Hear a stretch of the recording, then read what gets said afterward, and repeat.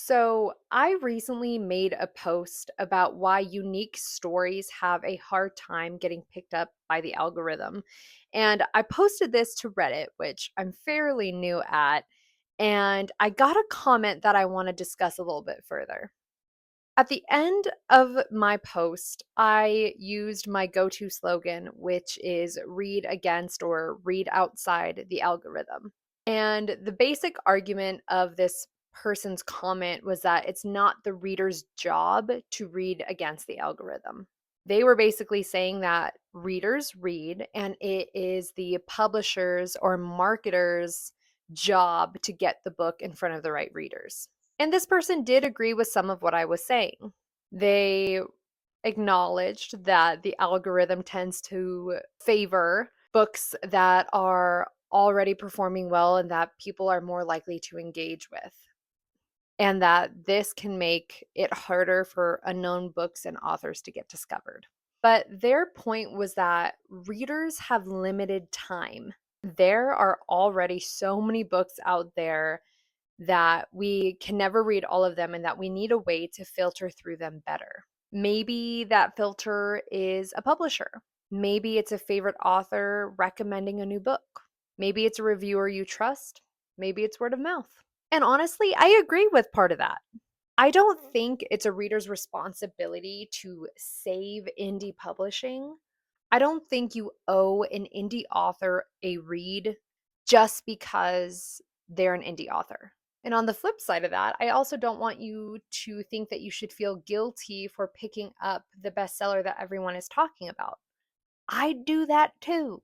That has never been what I mean when I say read outside the algorithm. But what I do mean is this: be aware of who is choosing what books you see. Because when we open up TikTok or Instagram or YouTube and we see the same five books over and over and over again, that doesn't mean that those are the best five books for you specifically. It just means that those are the books that are performing well within the system. And there's a difference. The algorithm is a filter, and we do need filters. There are millions of books out there, and we can't sift through all of them seeking out the hidden gems that I so often talk about. But I think we can be more intentional about what filters we're allowing to influence our decisions. Maybe the algorithm is one of them, but your local librarian could be one too. A new favorite reviewer could also be one. Your best friend, an indie bookstore, a book club, an account dedicated to lesser known authors could also be one. And this is one of the reasons why I built the Starless Shelf, was for book discovery. I am not expecting readers to go through Amazon and go through 50,000 different book titles and pick one with 3 reviews. That's just not realistic. What I'm trying to do is create another filter. I read all the books that I promote. I get to know the author. I interview them. I've created content about it.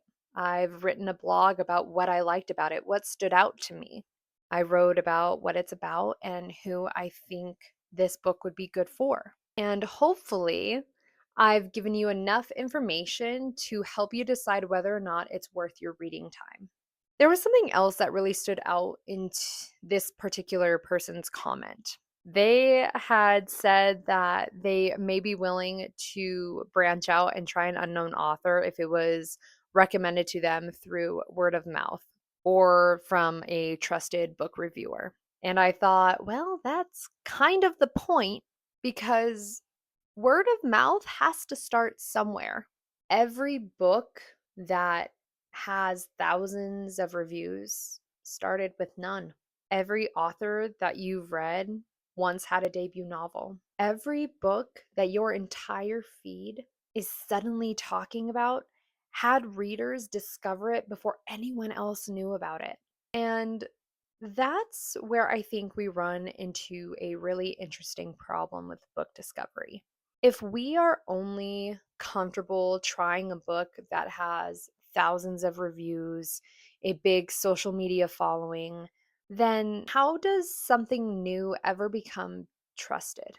Somebody has to be an early reader. But here's the important part, it doesn't have to be you. I think that's where I want to clarify with what read against the algorithm really means. It's not a responsibility, it's more of an invitation. If you're someone who already has 200 books on their TBR and you're perfectly content with reading those books, then do it. Do what makes you happy. But if you're someone who keeps saying, I want something different, or I feel like Book Talk and Bookstagram are recommending me the same books over and over again, or why do all romance books have the same tropes? That's when I want to say, look beyond what the algorithm is feeding you. Because unique books are out there, weird books are out there. Books that don't fit neatly into the box of what tropes are trending right now are out there. They're just a little bit harder to find. And this isn't necessarily an indie publishing or self publishing problem either. Small presses deal with it, debut authors deal with it, niche genres deal with it. Basically, anything that doesn't already have enough momentum behind it can struggle to get enough engagement with these platforms to continue showing it to people. And that's why I think that read against the algorithm doesn't mean necessarily to read indie. What I think it means is don't let popularity be your only discovery tool.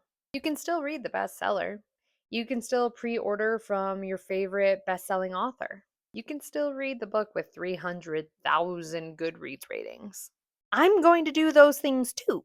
But maybe, just maybe, every once in a while, you pick up a book from a reviewer with 2,000 followers who just couldn't stop talking about it.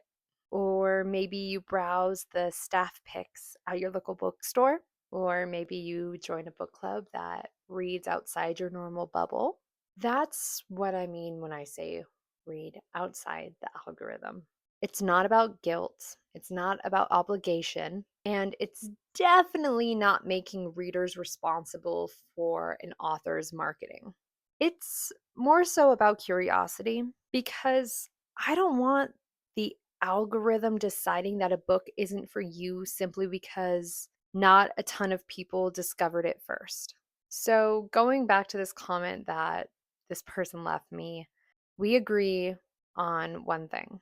Readers need trusted filters. Where we might disagree is that I don't think that those filters always have to come from massive institutions or popularity. Sometimes your filter can simply be someone saying, hey, I really enjoyed this book and I think that you would love it too. And that is exactly the kind of book discovery that I want the Starlit Shelf to be a part of. So, when you hear me say read outside the algorithm or read against the algorithm, it's not me telling you to save indie authors. I'm telling you to look somewhere the algorithm isn't telling you to, because you just might find your new favorite book there.